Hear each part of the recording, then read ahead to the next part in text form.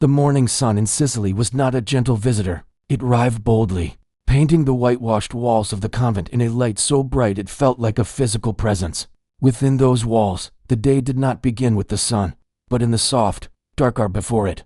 A bell sounded, not loud, but persistent, a call that resonated through silent corridors. In a small, simple room, a young woman stirred. Her hand reached out from her plain bed to silence the alarm, her movements practiced and quiet. She was 25, but in the pre-dawn gloom, she could have been any age. She was a sister, a nun. Her name, within these walls, was a whisper of charity and service, but for our story, we will simply call her the sister. Her daily ritual was a map etched in faith. She dressed in the familiar uniform of her order, the long, dark tunic, the white wimple framing her face, the simple veil. Each piece was a reminder, a promise. She looked at the small wooden cross on her wall, touched her own rosary beads, and began her day the only way it could ever begin, in prayer. The convent was coming to life with a quiet rustle, the soft sound of sandals on stone floors, the murmur of morning greetings. There was a peace here, a rhythm that had beaten for centuries. It was a rhythm of work, of prayer, of community. After morning prayers in the cool, echoing chapel, her duties unfolded. Today, it was her turn to help in the kitchen. The smell of bread baking, of simple soup simmering for the noon meal, was a prayer in itself, a prayer of provision. Later, she would walk to the small school run by the convent. The children, with their explosive energy and loud laughter, were a joyful contrast to the silence of the morning. She taught them simple lessons, helped them with their letters, and listened to their endless stories. Her face, often so serene in contemplation, would break into a wide, easy smile when a child showed her a clumsily drawn picture. "It's beautiful," she would say, and mean it. To anyone watching, this was her whole world. It was a good world, a purposeful one, filled with a love that was quiet and deep. But every person carries a secret geography within them, a landscape shaped before they found their current path. For this sister, that inner landscape was filled with sound. It had started when she was just a little girl, long before the convent, in a noisy, loving family home. There was an old piano there, a bulky piece of furniture that was more than furniture. It was a friend. She would climb onto the polished stool, her feet dangling, and press the keys. At first, it was just noise, but then, almost by magic, the noise began to make sense. She could hear a song on the radio and, after a few tries, find its bones on the keys. Her family would gather round, clapping, encouraging. Music was the language of her joy, the shape of her energy. As she grew, so did the music. It wasn't just the piano anymore. She discovered her voice, singing in her room, singing with friends, singing just to feel the vibration in her chest. It was as natural as breathing. For a time, she dreamed the dreams that many young people with such a gift dream of. Maybe she could study music. Maybe she could perform. The world of stages and audiences shimmered on a distant, exciting horizon. But another call was growing, a different kind of pull. It was a quiet, insistent voice, not of melody, but of meaning. She felt a longing for a different kind of service, a life not centered on the self, but on something greater. The flash of the stage began to feel shallow compared to the steady flame of faith she felt inside. The decision, when it came, was both terribly difficult and perfectly clear. She chose the convent. When she arrived, carrying her small suitcase, she also carried her music inside her. In the beginning, she wondered how it would fit. She soon learned. The piano in the common room was old and slightly out of tune.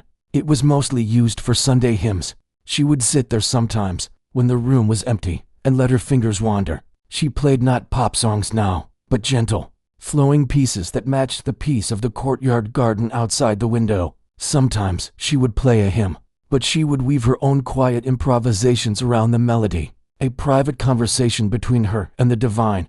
Her singing found its home in the chapel choir. There, her voice joined with others, lifting in ancient Latin and modern Italian, a collective offering. It was beautiful, but it was contained. The music was a servant to the prayer, not the other way around.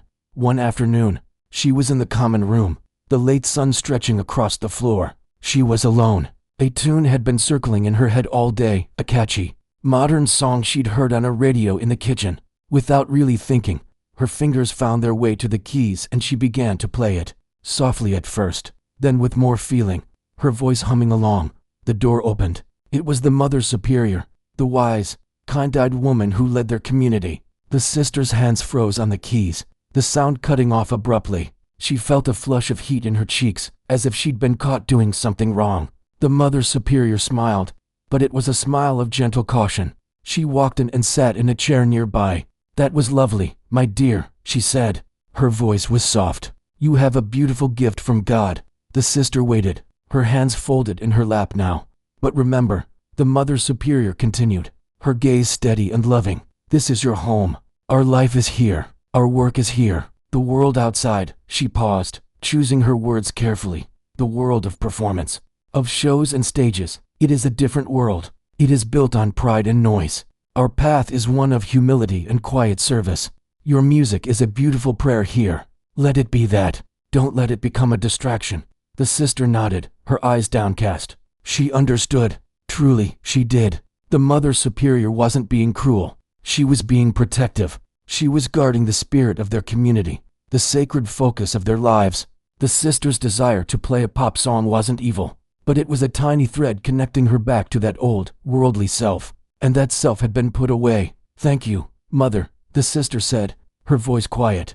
"I understand." The Mother Superior patted her shoulder and left the room. The sister sat at the silent piano for a long time. She looked at her hands. They were capable hands that baked bread, graded school papers, folded laundry, and clasped in prayer. They were also the hands that once dreamed of making crowds cheer. She closed the piano lid gently. The soft asterisk thump asterisk was the sound of a door closing, not with a slam, but with a definite, final click. She got up and went to find her next duty, perhaps to help an elderly sister in the garden.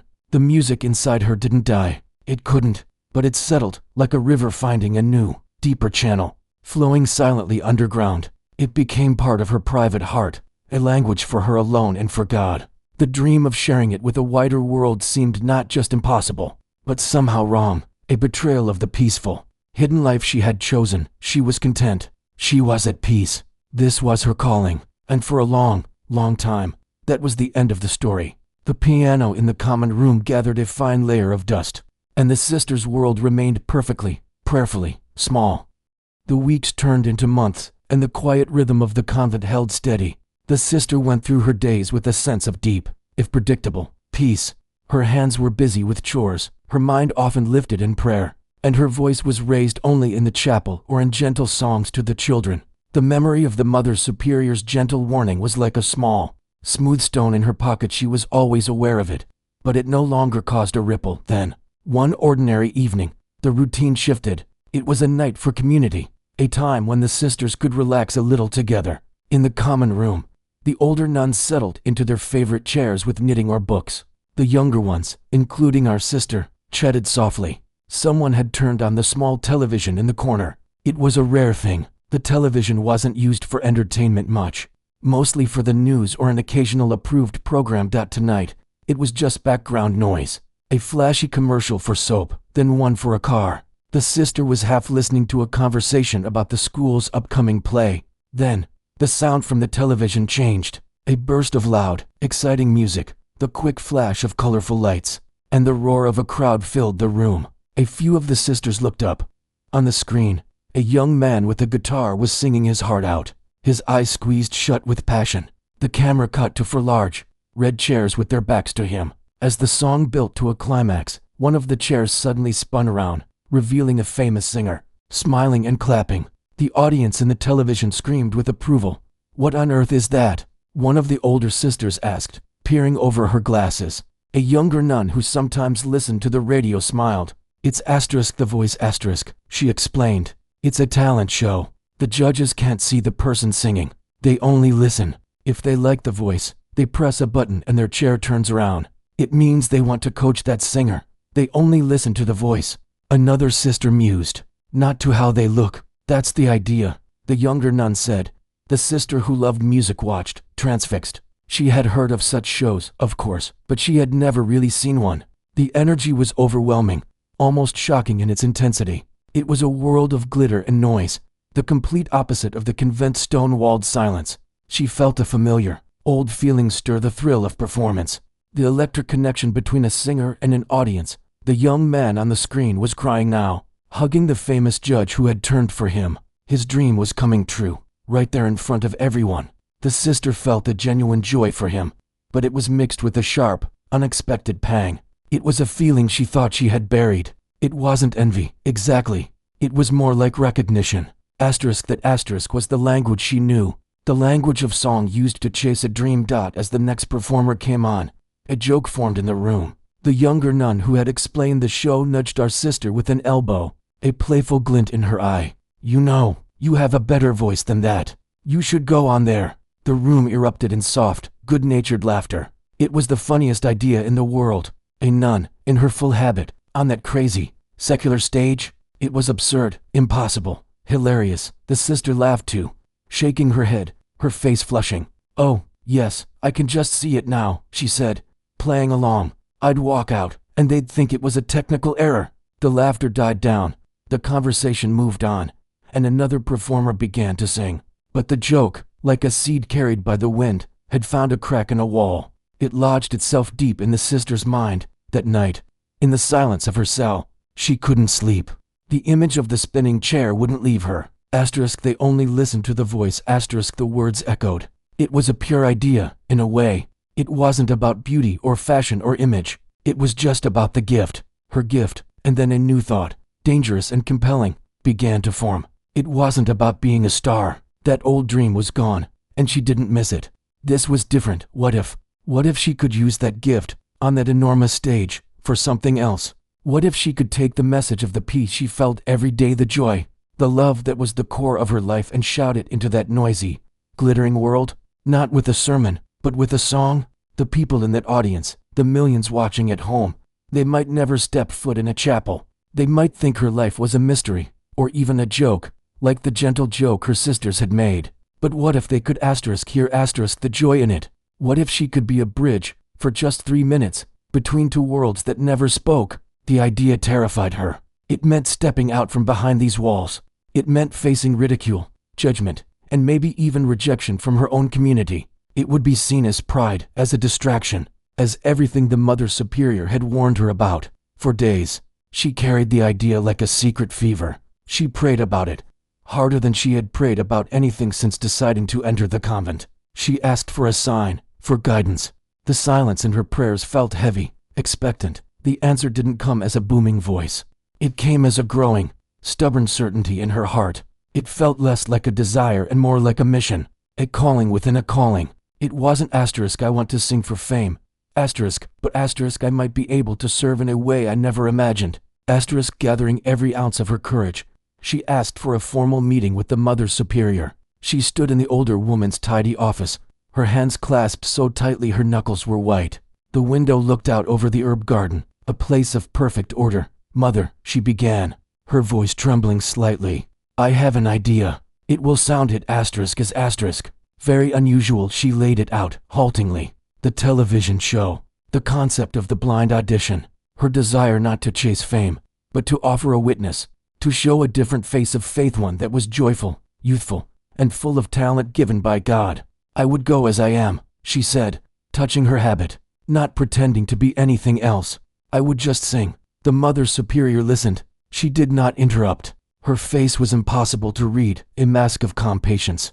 When the sister finished, the room was silent for a long, painful time. "You understand what you are asking," the Mother Superior said finally, her tone flat. "The potential for scandal, the distraction from your vows, the sheer strangeness of it.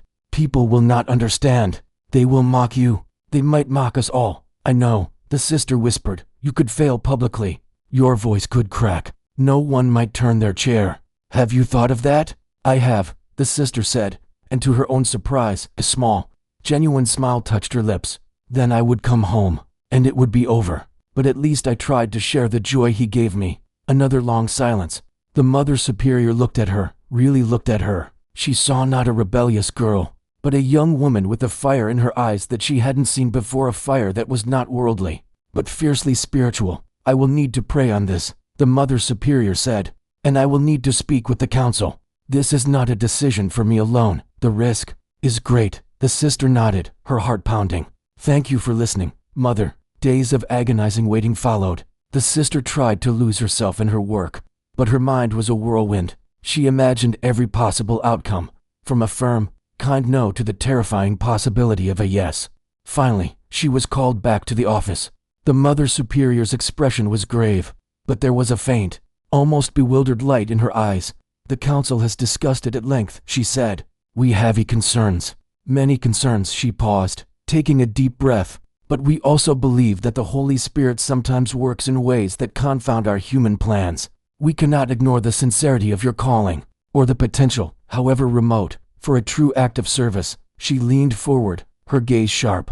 "You have our permission, not our blessing for a career in show business, but our blessing for this *1 act. You will go as a sister.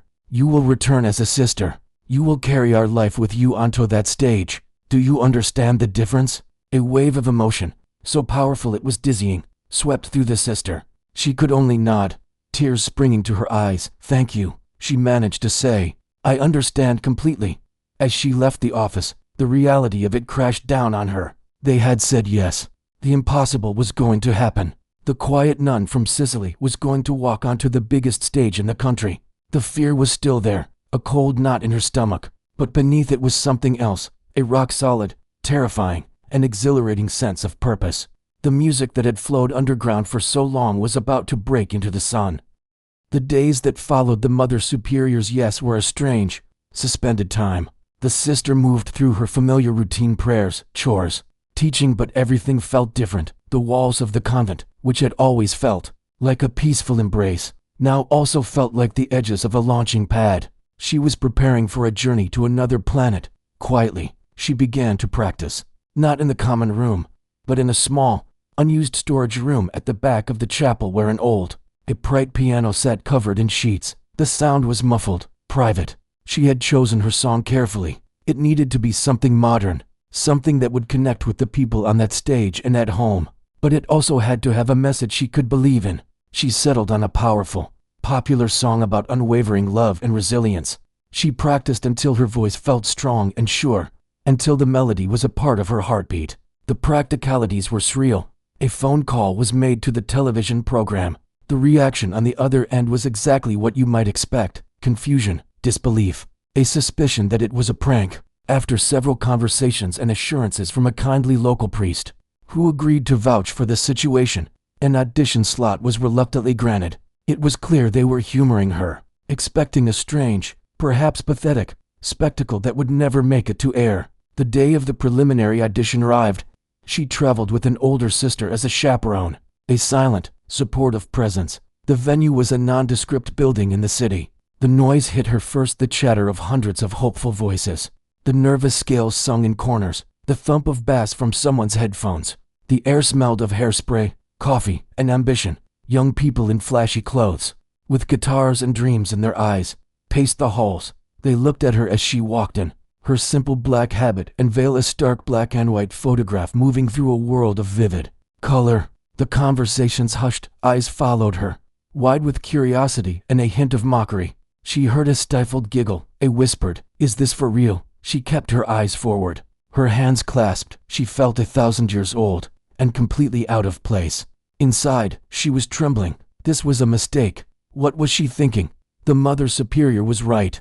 This was a world of pride and noise. She wanted to turn around and go home to the quiet garden. But she remembered the purpose. This was the mission: to step into their world, exactly as she was. She sang for a harried, skeptical producer in a small room. She sang a cappella, just a short clip. The producer, tapping a pen on a clipboard, barely looked up until she began. Then his tapping slowed. He looked at her, really looked. When she finished, he was quiet for a moment. "Okay," he said, his tone now one of genuine surprise. "Okay, you'll get a call." The call came. She was being invited to the actual blind auditions, the ones filmed for television. The reality became heavier, more terrifying. The day of the televised audition was a whirlwind. Backstage at the huge studio was a chaos of lights, cables, and frantic assistants with clipboards. She was led to a holding area with other contestants. The energy was a physical force, a mix of wild hope and crushing fear. A young woman next to her was crying silently, her makeup perfect. Someone else was doing vocal warm-ups. With intense concentration, the sister sat quietly on a plastic chair in the corner. She closed her eyes and prayed, not for success, but for strength, for the courage to be a clear channel, for her voice to carry something more than just notes. She prayed for the judges, for the audience. She felt a strange calm settle over her, a peace that felt separate from the madness around her. It was the same peace she felt in the chapel at dawn. A production assistant with a headset crouched in front of her. "Okay, sister, you're on in 5. Just walk straight out when the door opens. Stand on the mark the X on the floor and wait for the music. The judges' chairs will be turned away. Don't be nervous if they don't turn right away. Just sing your heart out." He gave her an awkward, encouraging smile, as if sending a lamb onto a very bright stage. She nodded. The large metal door in front of her seemed like a portal. From behind it, she could hear the thunderous sound of the audience, the booming voice of the host, the dramatic music of the show. Her heart was a drum in her chest. The door slid open with a mechanical sigh. A blinding wall of light hit her. She could see nothing but the lit path ahead. The noise of the crowd swelled a wave of sound that was partly cheers, partly a confused, murmuring buzz. She heard distinct shouts of surprise, a few scattered, unsure claps. She kept walking, her sandals soft on the smooth stage floor. She found the bright X of tape and stopped, her hands at her sides. She was a simple figure in black and white, standing alone in an ocean of colored lights and screaming faces. She could feel the weight of thousands of eyes. She could sense the 4 huge, red judges' chairs, their high backs turned to her, faceless and imposing. The host's voice boomed, introducing her. He gave her chosen stage name, a playful nod to her identity. The audience's murmur grew louder. Was this a joke, a gimmick? In her ear, through a tiny monitor, she heard the opening notes of her song begin. The familiar music cut through her fear. This was her language. This was the prayer she had practiced. She lifted the microphone. She took a breath that filled her lungs not just with air, but with all the intention she carried, and she began to sing. The first note was clear and strong, but it was the second phrase where it happened, where the asterisk voice asterisk emerged. It wasn't just a nice singing voice. It was a powerful, soulful, controlled instrument. It was a voice that had known quiet, and now was choosing to be loud. It was rich, emotional, and utterly professional. It soared over the music with a confidence that seemed to contradict the humble figure holding the mic. The change in the audience was instant. The confused buzz vanished, replaced by a shocked, then rapturous silence. You could hear a pin drop in the vast studio. Then, a collective gasp. On stage, the sister was in her own world now. The lights, the chairs, the crowd, they all melted away. It was just her and the song, the message she wanted to send. She poured every ounce of her joy, her faith, her journey into the words. She moved with the music, not with dramatic gestures, but with a natural rhythm that came from deep within. At the judges' desks, the famous musicians listened. One of them, a man known for his rock and roll attitude and sharp tongue, frowned, leaning forward. This voice was incredible, but who was it? A seasoned blues singer, a young pop prodigy. He couldn't place it. The sheer quality of it compelled him. He slapped his hand down on the big, red button. His chair, with a dramatic whirring sound, began to spin. He turned around, a look of ready-to-be-impressed expectation on his face. It vanished in a split second. His jaw went slack. His eyes bulged. He stared at the nun in the habit, holding the microphone, her voice soaring through the chorus. He looked left and right at the other chairs, still turned away, as if to say, "Are you seeing this?" He mouthed a silent, unmistakable word of shock to the camera. The audience, seeing his reaction, erupted into screams and applause. The sister saw him turn. She saw his stunned face. It gave her a new burst of energy. She smiled, just a little, and sang directly to him, her voice growing even more powerful. It was the trigger. Another judge, a famous pop singer, heard the crowd's eruption and the pure talent. She hit her button and spun. Her hands flew to her mouth. She stood up from her chair, her eyes filling with tears, utterly disbelieving. Then the third judge spun, then the fourth, in a matter of seconds. All four superstar judges were facing her, their faces a perfect picture of astonishment, delight, and absolute joy. They were on their feet, dancing, clapping, laughing in sheer amazement. The sister finished the song, the last note hanging beautifully in the air before the music crashed to its end. Then the sound was replaced by a deafening, roaring, standing ovation. The noise was physical, a wall of love and shock that hit her like a warm wind. She stood there, breathing heavily, the microphone lowered, a look of humble, overwhelmed happiness on her face. She gave a small, polite bow of her head. The host ran onto the stage, as stunned as everyone else. The judges were all talking at once, shouting over the crowd. Who are you? The first judge who turned yelled, his voice a mix of laughter and amazement. This is the most beautiful thing I have ever seen in my life, the pop singer judge cried. Wiping her eyes, the sister, still catching her breath, just smiled. The world, in that moment, was not mocking her, it was astonished. The quiet nun from Sicily had walked into the noise, and with nothing but her voice, she had made the entire, cynical world stop and listen, and for the first time, she truly believed her mission had begun. The sound of the applause was like a physical thing, a tidal wave that washed over her and left her trembling on the shore of the stage. In that moment, everything was a beautiful, roaring blur. The shocked and smiling faces of the four superstars, the host patting her shoulder, the blinding lights. She felt lightheaded, as if she'd been holding her breath for 3 minutes and had just now remembered to breathe. The first moments backstage were pure chaos. Producers and assistants swarmed her, their earlier skepticism replaced by a frantic, joyous energy. Sister, that was incredible, unbelievable. Cameras followed her every move, capturing her dazed smile as she was hugged by other contestants. Their earlier smirks now transformed into looks of genuine awe and respect. The young woman who had been crying earlier was now beaming at her, giving her 2 thumbs up. The world, it seemed, had flipped upside down. Back in the quiet convent the next day, it felt like returning from a trip to the moon.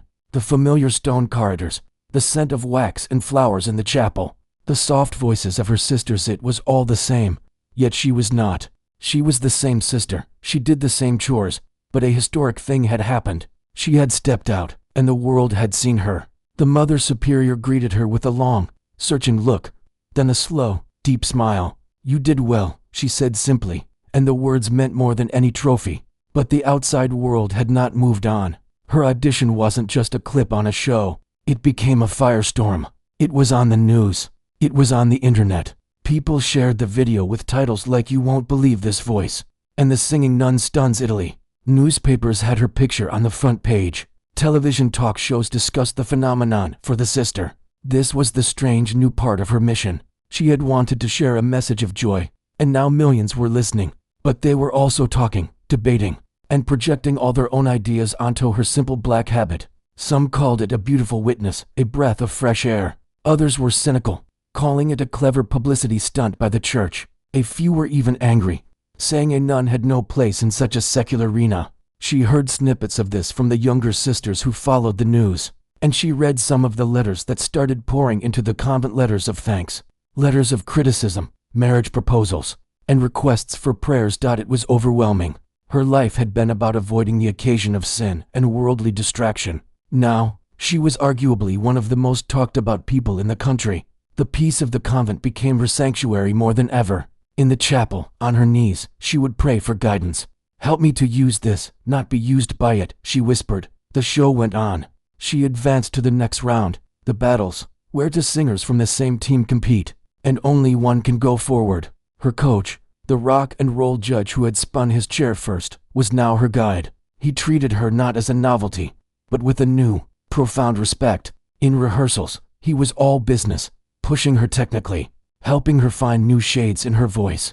You have a gift, sister, he'd say, scratching his head in wonder. A real, serious gift. Let's work. The day of her battle arrived. This time, the shock of her appearance was gone.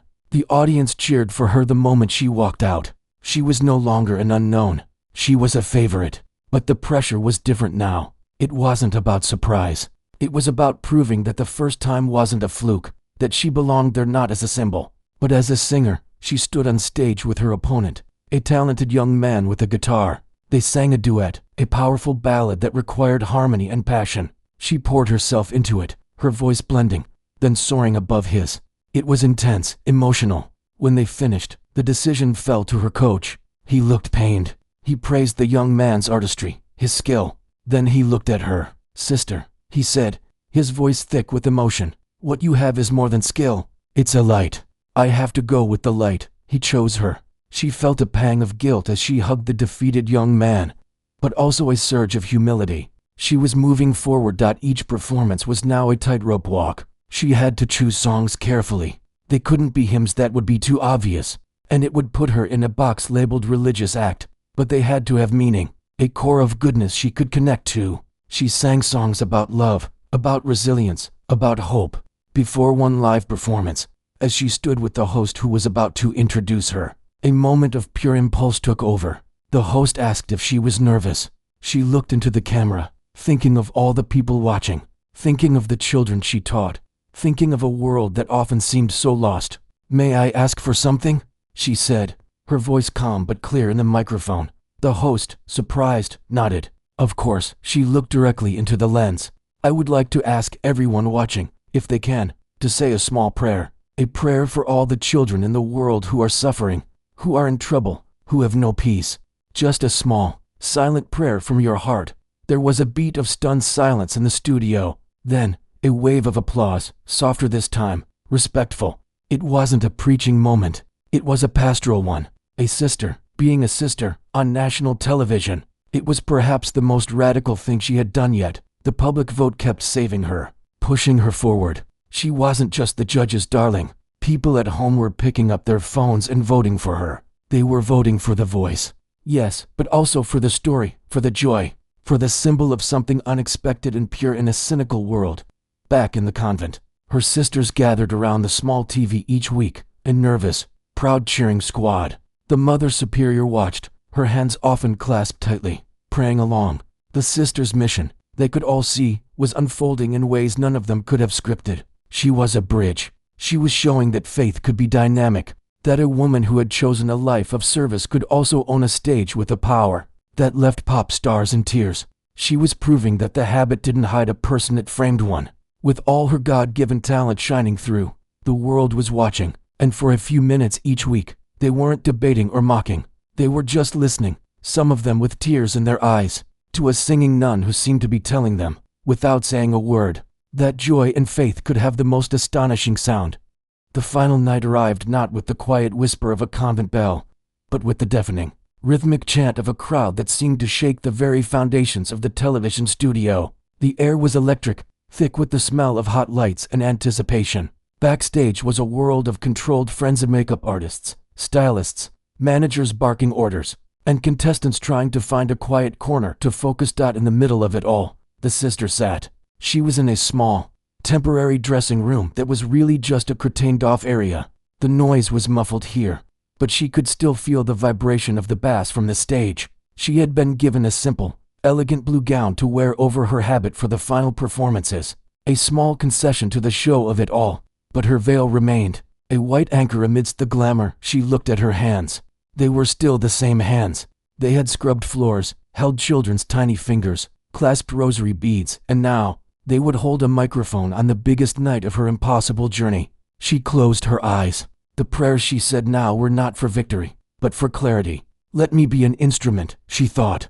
"Let the music be clean and true. Let it touch just one heart that needs it. That is enough." Her coach, the rock star with the tough exterior that had completely melted for her, popped his head in. He looked uncharacteristically nervous. "You ready?" he asked, his voice gruff. She smiled, a calm, genuine smile. "I am ready to sing. That's all I can be ready for." He shook his head in wonder. "You're the most peaceful person in this whole madhouse.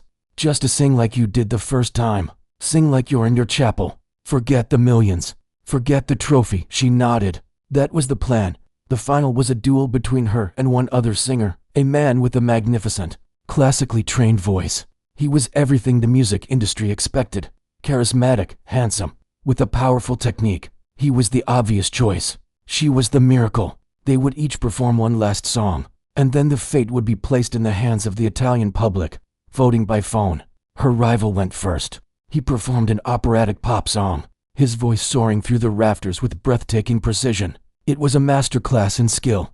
The judges gave him a standing ovation. The audience screamed his name. The sister watched from the wings, and she felt a strange sense of peace. He was brilliant. If this was to be the end, she would lose to greatness, and that was fine. Then it was her turn. The host announced her name, and the crowd's roar was different than for anyone else. It was warmer, louder, full of a kind of collective hope. She walked to the center of the stage.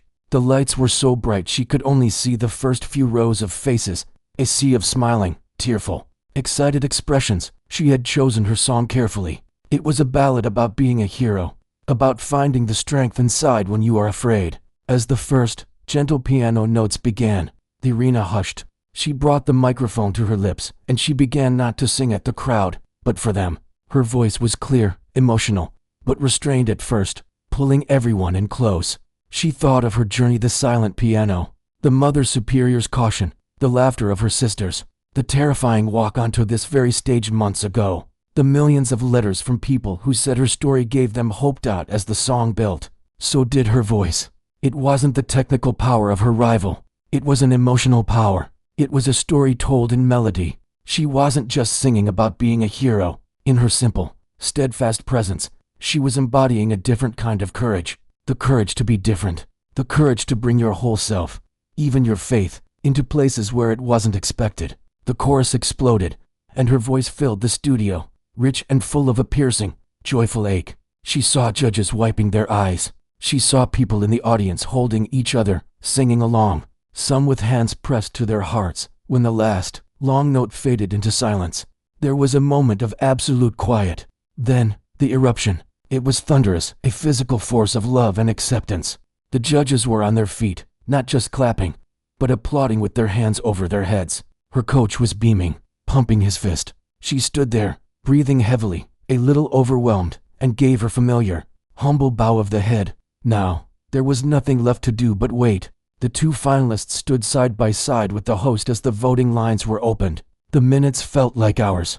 She held her rival's hand. He squeezed it and smiled at her. "No matter what," he said, and she knew he meant it. The host held the envelope.